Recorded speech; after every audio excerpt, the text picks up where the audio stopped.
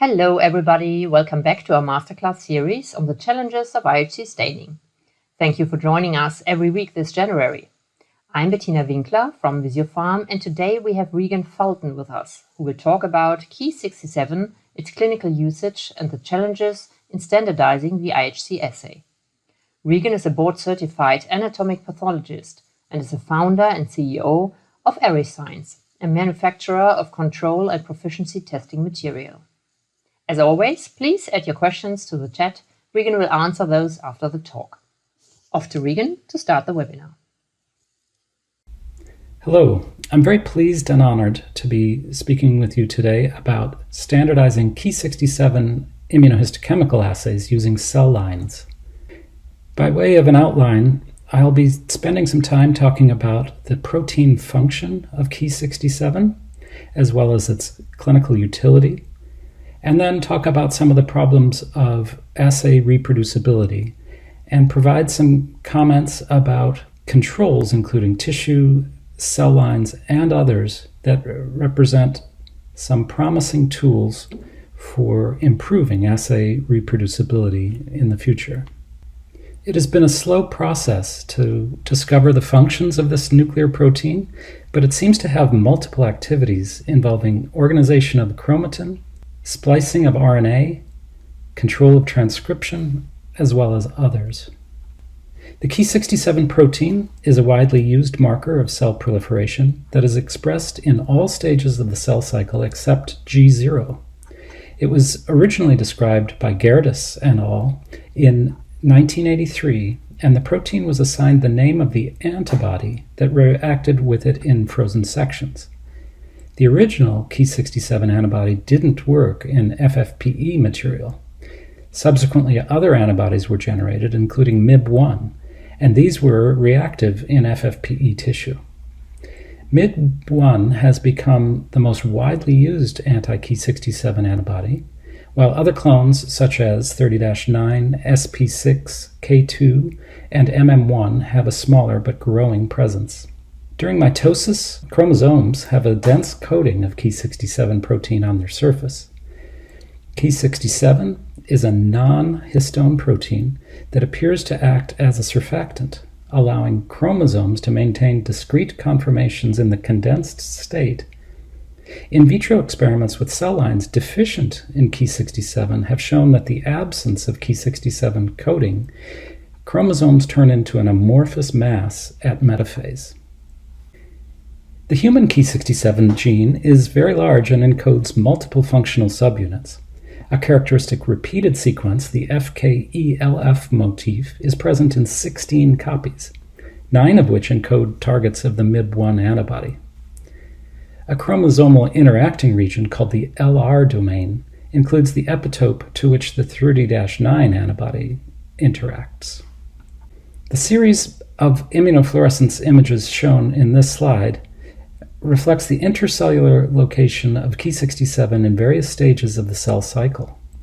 Chromatin is highlighted in the blue DAPI stain, and as you can see, Ki 67 forms a portion of the perichromosomal layer in mitosis, where it is thought to act as a surfactant maintaining the chromosomal organization during this phase. Detectable Ki 67 decreases throughout G1, where ultimately, localization appears to be limited to the nucleolar region.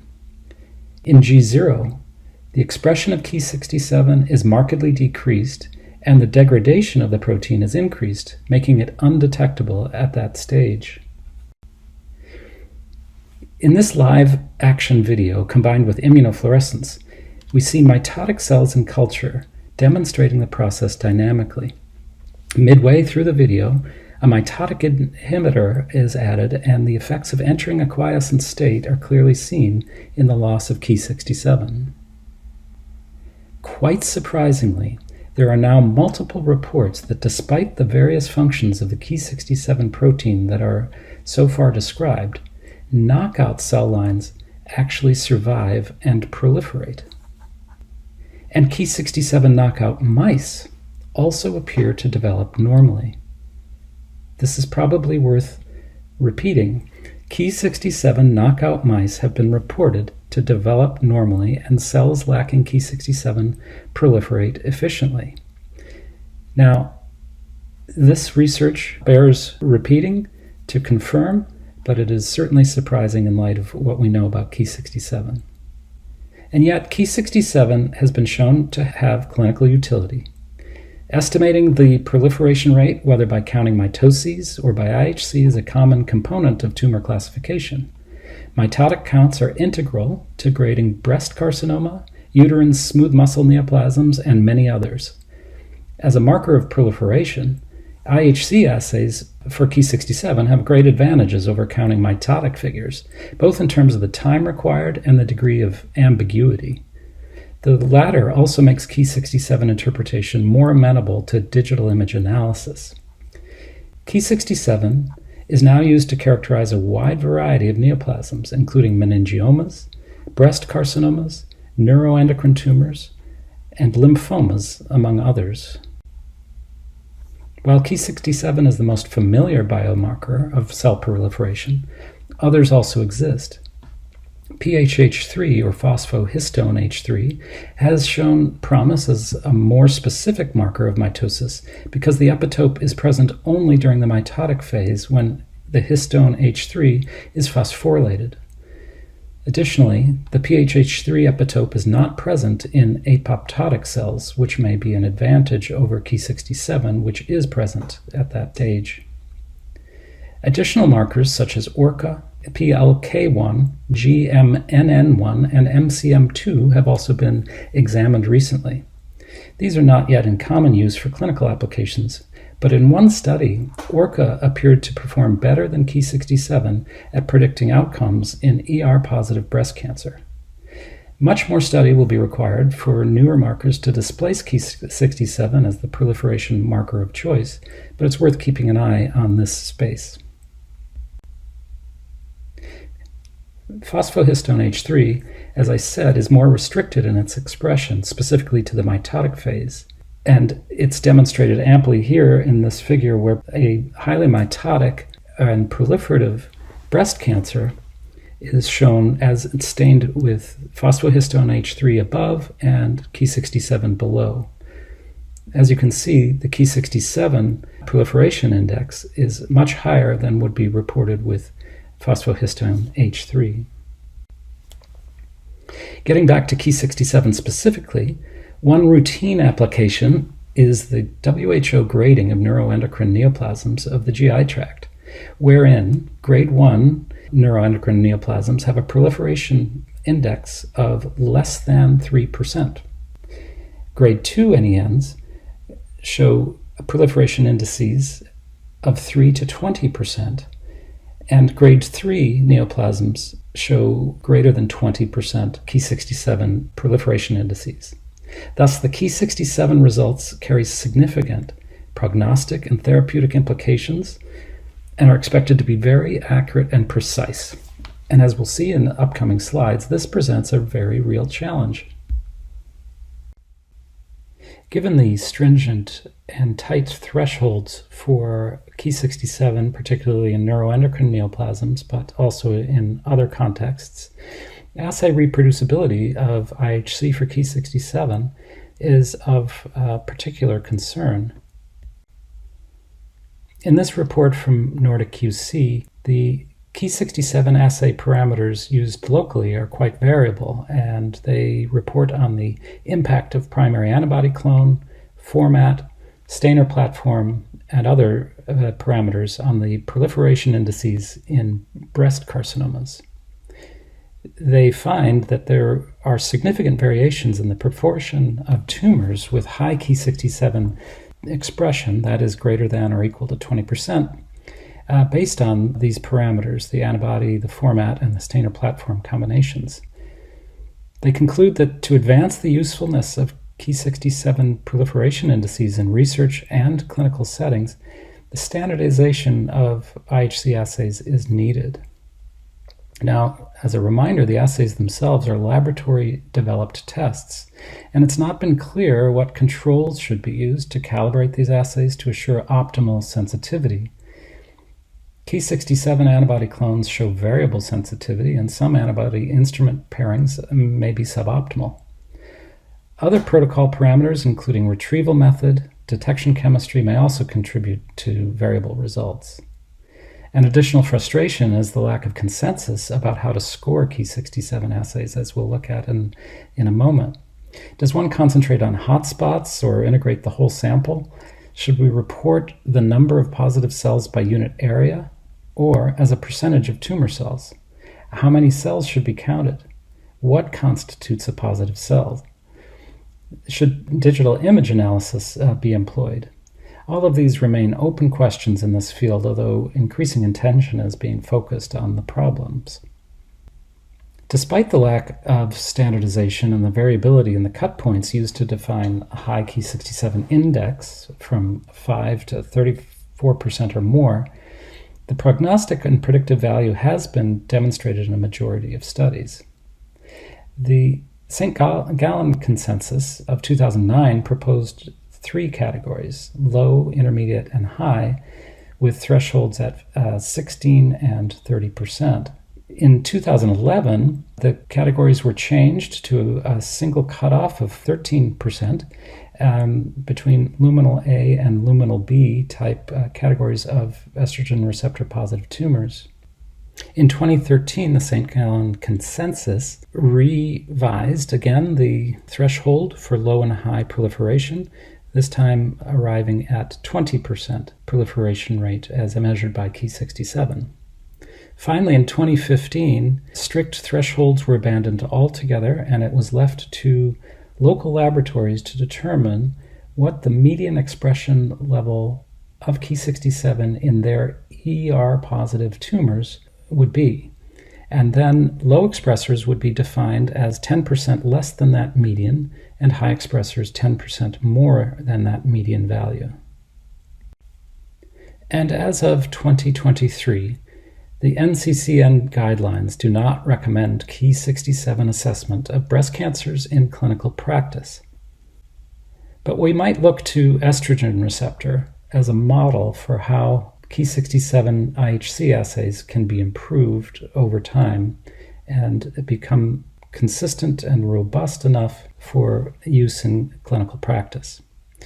In this additional report from Nordic QC, taking a look at lessons learned in estrogen receptor testing, it becomes apparent that the standardization of protocols in the time frame of 2003 to 2021 has resulted in the improvement of the pass rate for staining quality from 50% to 89%, as assessed centrally and staining performed locally.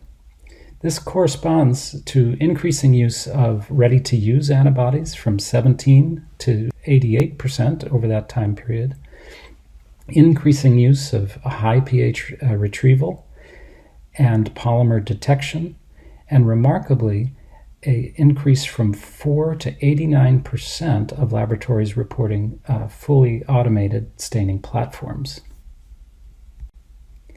In light of all the variation in Ki67 assays, from pre-analytic through interpretive phases, an august group of experts, led by Torsten Nielsen, has taken up the challenge and assembled an international Ki67 in breast cancer working group. They've spearheaded educational efforts to reduce scoring variability among expert pathologists in a series of published studies. In their series of studies implementing increasing levels of standardization through local staining and centralized staining with training, visual scoring of cores versus excisions, and implementation of automated scoring, they demonstrate a marked increase in agreement among laboratory experts as measured by intra-class correlation coefficients, as shown on the vertical axis, across this series of increasing levels of training and standardized methods. Part of the training focused on the definition of a positive cell, while other aspects of cell counting were also addressed. In this example, the recommendation is to score cells with any detectable nuclear staining, regardless of the Ki67 localization. I would direct your attention to the small red squares from the left upper to the right lower panel, and note that the low-level expression is such that it would probably escape the notice of most practicing pathologists. In 2021, there was a momentous occasion when Dako Agilent introduced a companion diagnostic Ki67 assay for determining eligibility for Verzenio or abemaciclib, which is a CDK4/6 inhibitor. The assay is scored as low, less than 20%, versus high, greater than or equal to 20%, with selected breast cancer patients in the high category being eligible for the treatment. The scoring is based on an eyeball estimation, and despite some controversy with the validity of the clinical context in which this was developed, one could argue that a locked-down assay could result in a new gold standard against which Ki67 laboratory-developed tests could be compared. A complexity arises when we examine the interpretation guide from the Dako companion diagnostic assay. On the left-hand panel, you can see green arrows pointing to positive cells meeting the threshold for intense staining with Ki67 antibody MIB1, whereas the black arrows are meant to indicate cells that don't meet the threshold for positivity.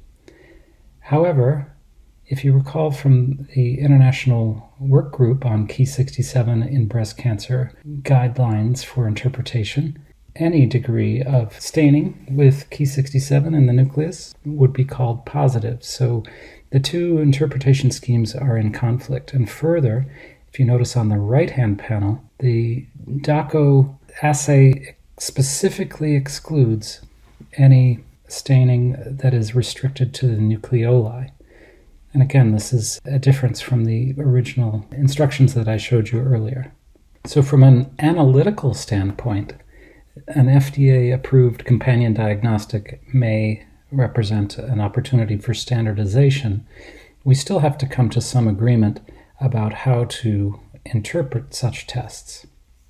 Nonetheless, in March of 2023, the FDA expanded the indication for abemaciclib to all patients with hormone receptor positive, HER2 negative, node positive early breast cancer at high risk of recurrence based on these clinical findings. And this was without the requirement of having a high Ki67 score. So the most recent approval removes the requirement for Ki67 testing. So the need to standardize laboratory-developed tests for Ki67 continues. And recently, David Rim at Yale developed a novel idea for a cell culture-based IHC control that involves the titration of a positive cell line into a negative background in a precisely controlled gradient for comparing the sensitivity of different Ki67 assays.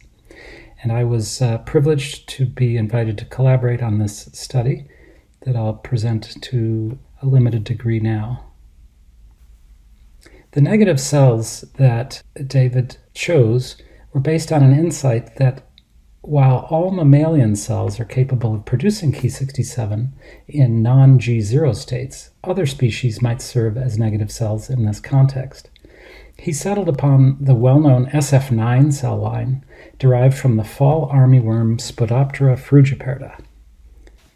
And this cell line is indeed negative for Ki67 reactivity by IHC, with the exception of the little-used antibody MM1 that seems to show some cross-reactivity with an unknown antigen under certain conditions, but it does appear to be platform and retrieval specific.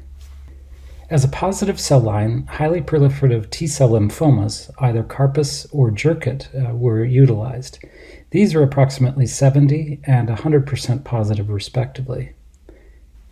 The mixtures were made of either Carpus or Jurkat, as I said, with SF9 cells as a background. The positive cells were mixed in at increasing concentrations of 0, 5, 10, 20, 30, and 100%. After usual processing into FFPE, microarray blocks were constructed with triplicate cores of each concentration and subjected to staining by IHC with different assays. Shown in these two panels are performance of various Ki67 clones within a single laboratory.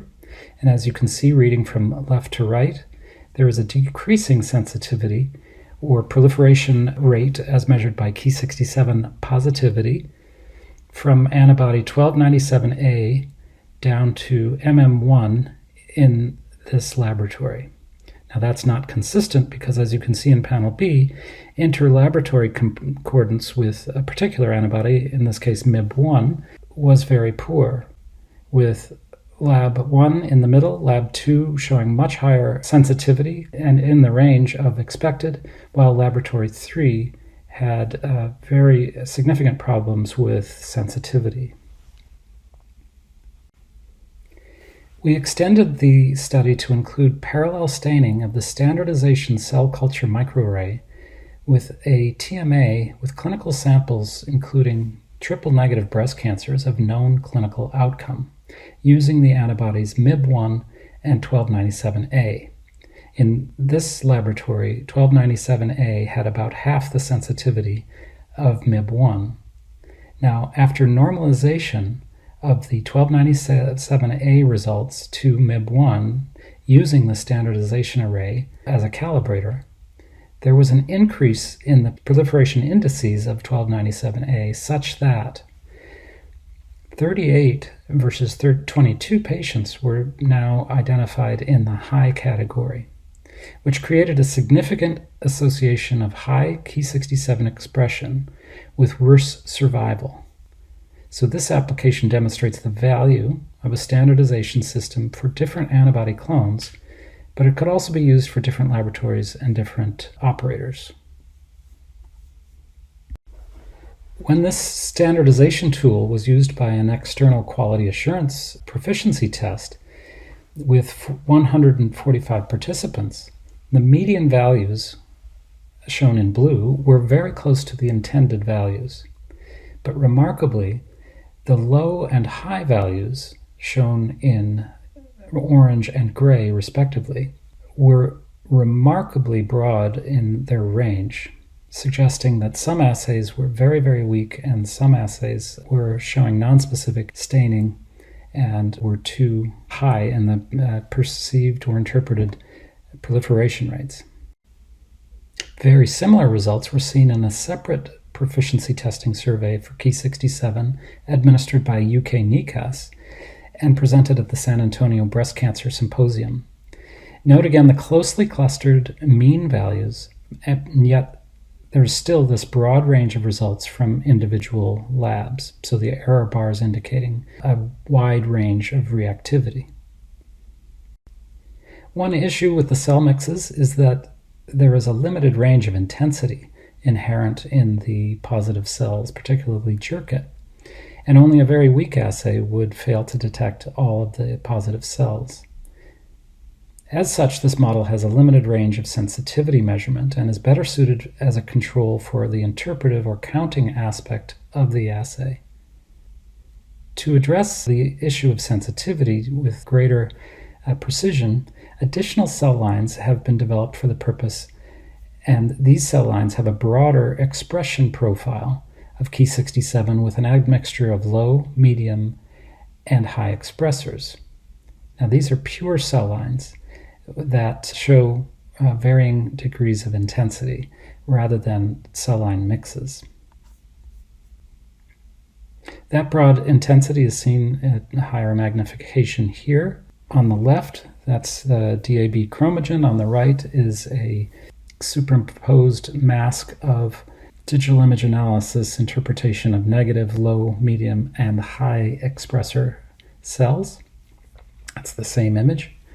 And with this broader intensity profile, you can imagine that analytic sensitivity of a well-optimized assay would look something like what is shown in this schematic, whereas a less well-optimized assay would lose populations from each of those categories until a poorly performing assay would show very few of the intensely staining cells and so on, such that the proliferation indices would be much reduced.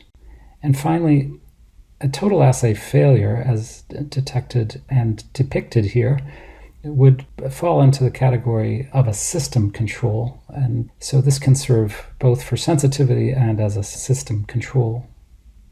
Now, the utility of such controls is predicated on the concept that a culture of a particular cell line will show a mean proliferation rate, which, when sufficiently mixed and evenly distributed, will show equivalent numbers of positive cells from one section to another throughout a batch. This makes assay comparisons and sensitivity monitoring feasible, and we have confirmed this hypothesis with multiple internal studies showing the consistency of the distribution of positive cells within our preparations. This is also the case with EQA schemes' utilization of this material.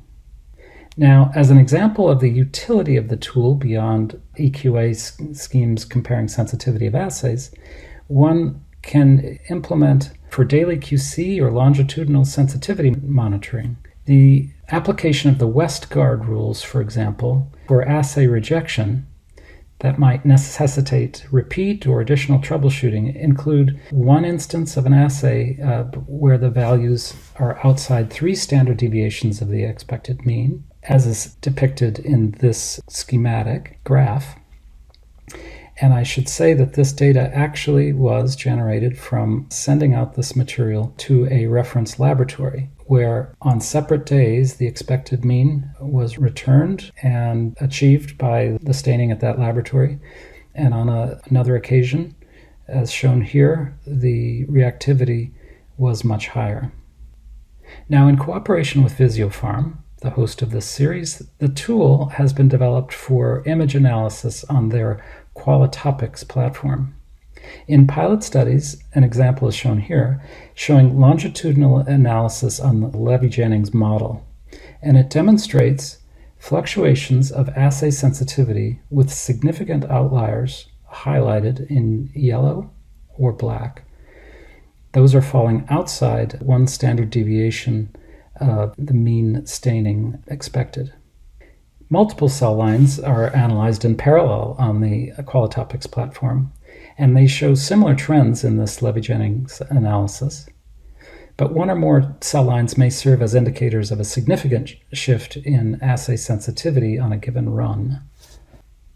In this early validation series, a marked upward drift was identified in a laboratory's assay, prompting a review of the assay parameters, and it was discovered that the laboratory had deviated from the established retrieval conditions with a change to 16 minutes of retrieval from 32 minutes. The prior 32-minute conditions are shown on the left third of this graph, where the upward drift is clearly seen, and the examination occurred where the break is shown, and a correction to 16 minutes of retrieval was performed with achievement of more accurate and consistent results. However, occasional outliers still do and did occur. As we've seen, cell lines can serve as control tools for the overall system, detecting assay failures when they occur, for assay analytical sensitivity, and also serving as references for the interpretation or counting of positive material. This slide, borrowed from Clive Taylor, outlines what ideal controls of IHC assays would require. So far, the ideal control fulfilling all of these requirements has yet to be developed. However, many of these requirements can be addressed using cell lines. So what are they? They are that the material must be subjected to all the same rigors of sample preparation as the test tissue. It must be integrated into all steps of the test or assay protocol. It should contain known amounts of the reference standard protein. It should be universally available and inexhaustible and inexpensive. This table presents a comparison of the relative merits of 3 general categories of available control material for IHC assays. It includes tissue, in this case tonsil, which is frequently used for Ki 67, artificial calibrators like the glass beads with attached peptides, and cell lines, as I've described in this talk. As system controls, each type can tell us whether the assay has failed. As controls for pre-analytical phase of processing, only tissues and cell lines address those variables. The interpretation with respect to such aspects as cellular localization and intensity thresholds is limited also to tissues and cell lines. The determination of a target antigen concentration is possible with artificial calibrators with great precision, and this is a marked step forward in this field. However, cell culture materials are now being subject to study by orthogonal methods, such as mass spectroscopy, and may reproduce a level of precision for estimating target antigen not previously available from tissues. Cellular context, and more broadly, issues related to commutability of the reference material are addressed by tissues and cell lines. For Ki 67, all of these control types are currently for research use only. With respect to availability, the cell lines and artificial calibrators may be manufactured inexhaustibly, and that may become universally available. Tonsils are typically available, but some types of laboratories have difficulty obtaining appropriate control tissues. The expense category requires a comparative analysis of the relative costs of labor for retrieval, handling, and routine requalification of in-house tissues to the alternative commercial controls. In fact, there may be a compelling economic benefit to commercial sourcing, but that discussion is beyond the scope of this talk. So there is a clear requirement, as reflected in the CAP all-common checklist items, for validation to include precision and reproducibility. Those typically include intra-technician replicates, inter-technician replicates, inter-day, inter-instrument, and inter-reader comparisons. These control materials, as described, can provide a very convenient material for making these comparisons with great precision. And finally, for daily QC, such controls may serve as batch controls, on-slide controls, and are appropriate for use with image analysis. And with that, I'd like to thank you for spending this time attending this webinar, and I would encourage anyone with questions or concerns to reach out to me. I look forward to hearing from any of you with continued interest in this subject. Thanks very much.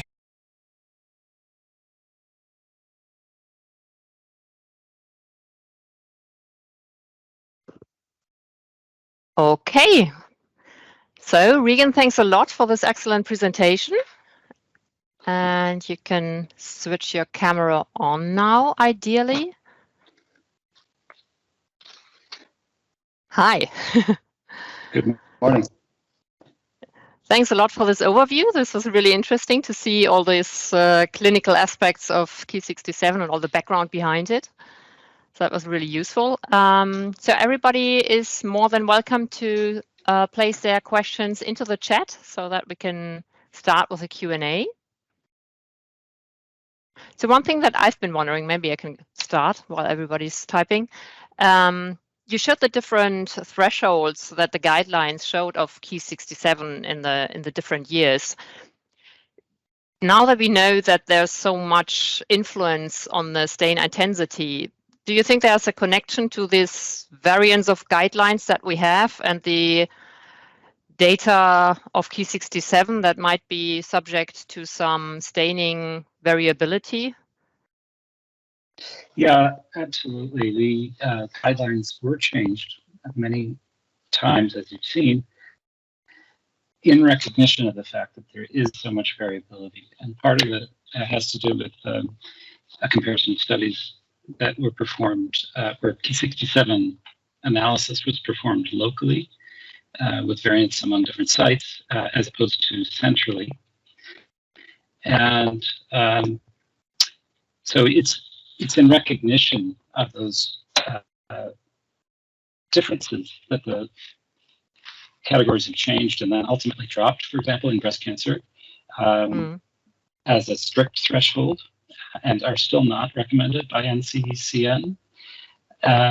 So it will take some time. The FDA approval of the dacoadjuvant companion diagnostic does suggest that there's hope in breast cancer for a standardized assay that could be universally adopted, that we could all agree on. So Dirk asks, very nice overview, thank you. Can you give some examples of how laboratories have used these methods to improve staining quality?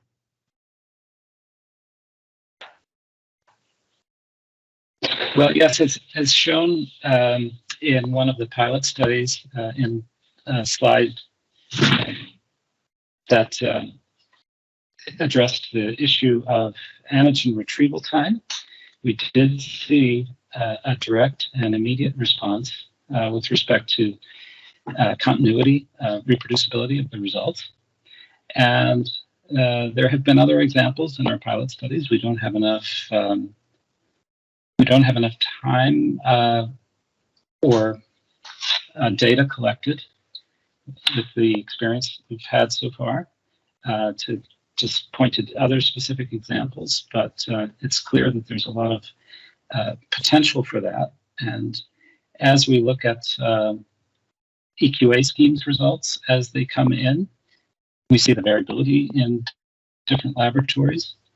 And as I mentioned, that can be addressed over time, as shown in the example of estrogen receptor. So as EQA schemes gather data about best practices, they can issue recommendations that will nudge the field towards better results. Thanks a lot. And the next question is from Matt. Is it possible to use cell lines as calibrators to create a truly quantitative IHC assay?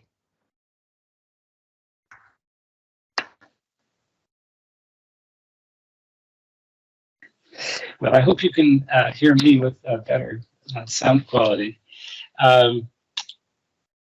Yeah, I have addressed this question only cursorily, and that is that with mass spectrometry, I heard a mistake in the lecture where I said spectroscopy. We are pursuing this to a degree, and we do hope that we can measure the amount of Ki67 expressed within a population. And that would end up being an average expression level within a population using native cells.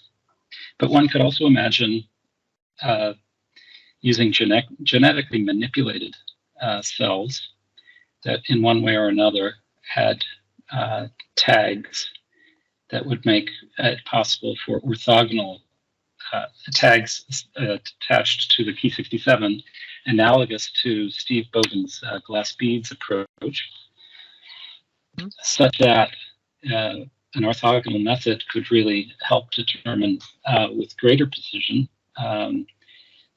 the amount of Ki67 in any given cell. That remains speculative at this point, but could be worth keeping an eye on. That sounds and then promising. With respect to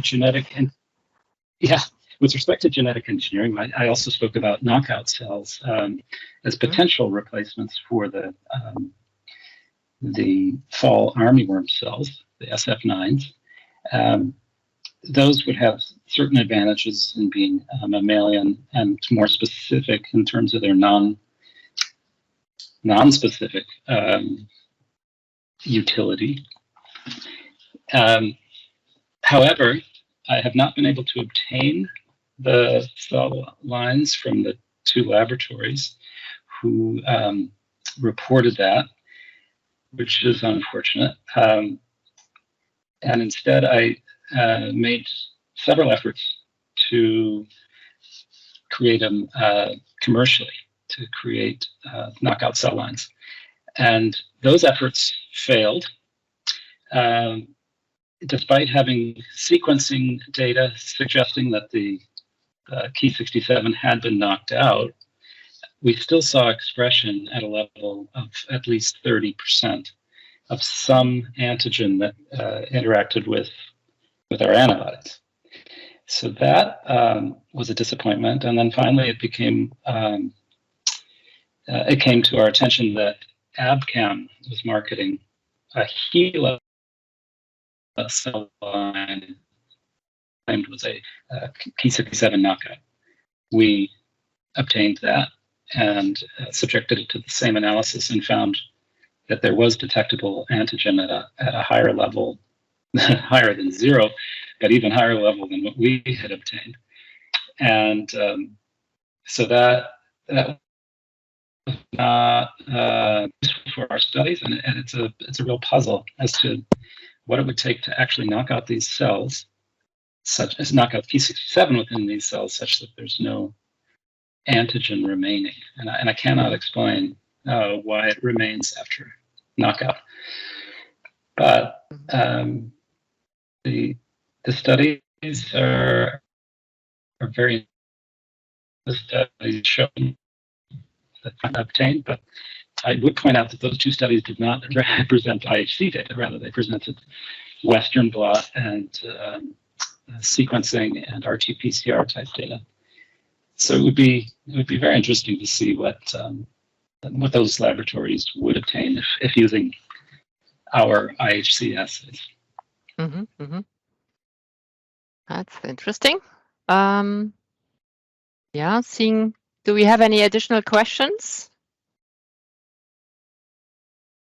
Not seeing anything here, but we also covered a lot already.